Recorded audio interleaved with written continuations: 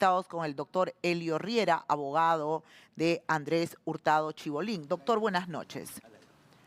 ¿Cómo está? Buenas noches, Magali. Muchas gracias por la Doctor, entrevista.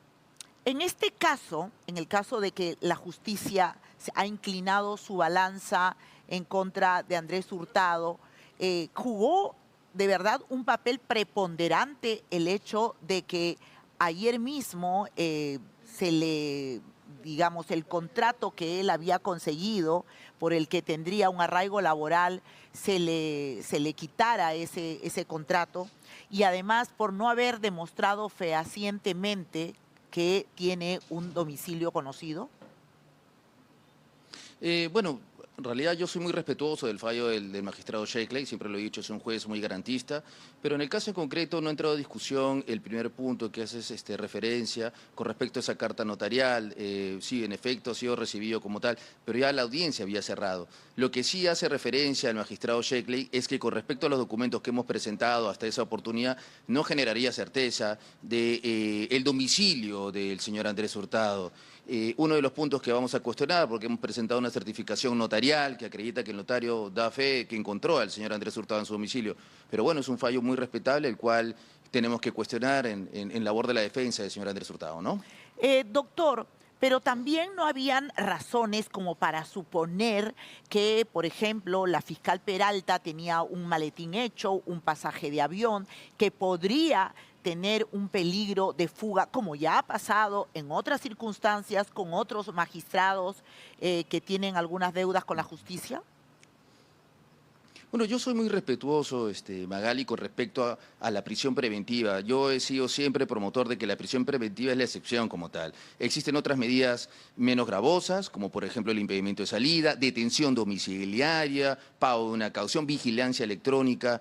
Pero en el caso en concreto como tal, yo saludo el pronunciamiento con respecto a que se valore que la libertad para que Fiscalía pueda investigar es un bien mayor. Considero que lo realizado con respecto a la magistrada, a la doctora Peralta y al señor Milei es lo correcto, están sometidos a reglas de conducta si la incumplen como tal, ojo. En ese supuesto sí, evidentemente se va a tener que revocar ello.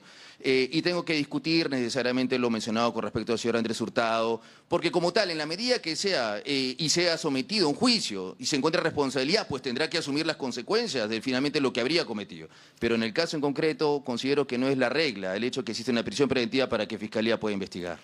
Creo que como muchos peruanos pensamos que se ha hecho un uso un tanto abusivo y extremo de estas prisiones preventivas.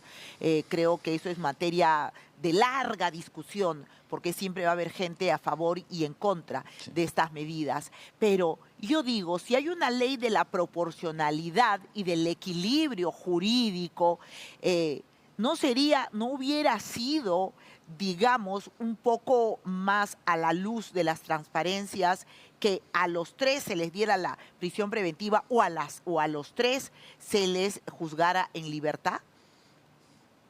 Bueno, yo considero que por lo menos en el caso en concreto sí existió una desproporcionalidad y considero que en realidad las tres personas debieron haber sometidos a reglas de conducta o por lo menos vigilancia electrónica o por último detención domiciliaria, pero en todo sentido no afectarle el derecho a la libertad. ¿Qué es lo que dijo la fiscal Alejandra Cárdenas?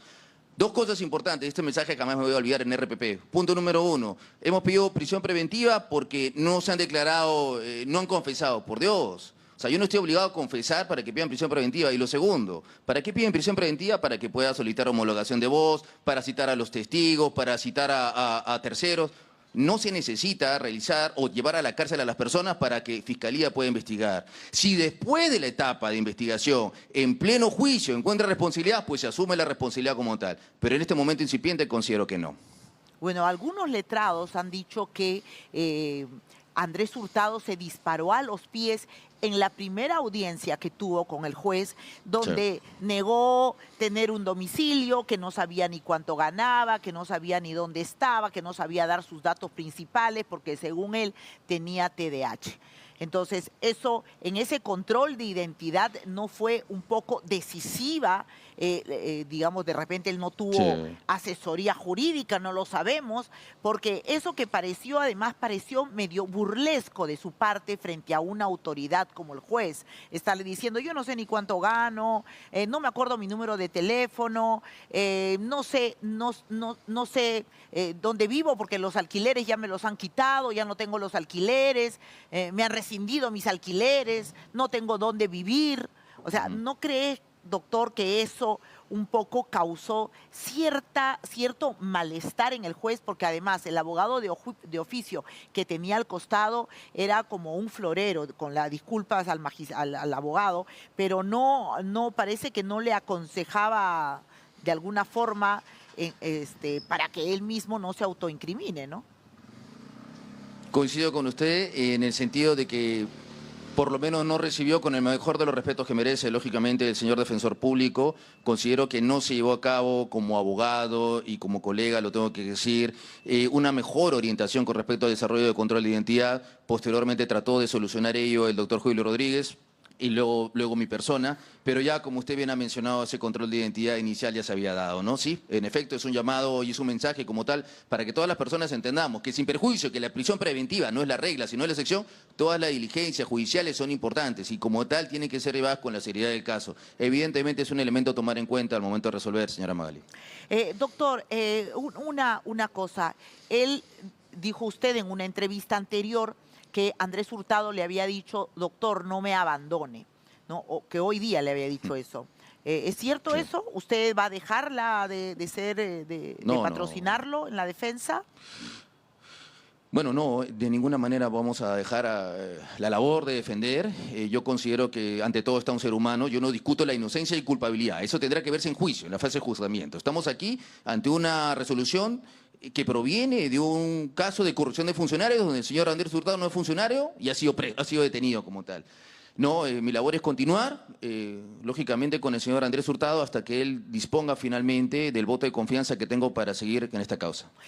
Doctor, usted también ha Disculpe. señalado en entrevistas un poco más temprano que va a apelar esta medida de prisión Sí. preventiva. ¿Cuánto dura ese trámite? ¿En cuánto tiempo un juez le da la respuesta Ajá. cuando se apela en Me- estos casos?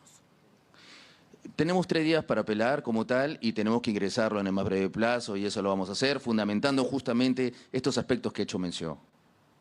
¿En cuánto tiempo se decide? Porque pueden pasar, digamos, como en el caso de Mauricio Fernandini, ¿no? Que estuvo 9 meses en prisión preventiva. Salió después, Eh, creo que de la segunda apelación o después de bastante trámite de apelaciones. Esperemos que en el más breve plazo, Magali, son 3 días, esperemos que antes de fin de año podamos tener un pronunciamiento favorable. Confiamos en ello y vamos a trabajar en ello. Creo que las personas tienen que tener en cuenta que una prisión preventiva no tiene nada que ver con la culpabilidad o inocencia de las personas involucradas en estos casos. Es solamente Ujú. garantizar que esa persona no se vaya durante las investigaciones de la fiscalía, ¿verdad? Ya. Es correcto, ese es nuestro mensaje como tal, ya a eso apuntamos, ese es el mensaje. Muy bien, gracias, doctor Elio Riera, gracias por muchas gracias conectarse por la con oportunidad. nosotros.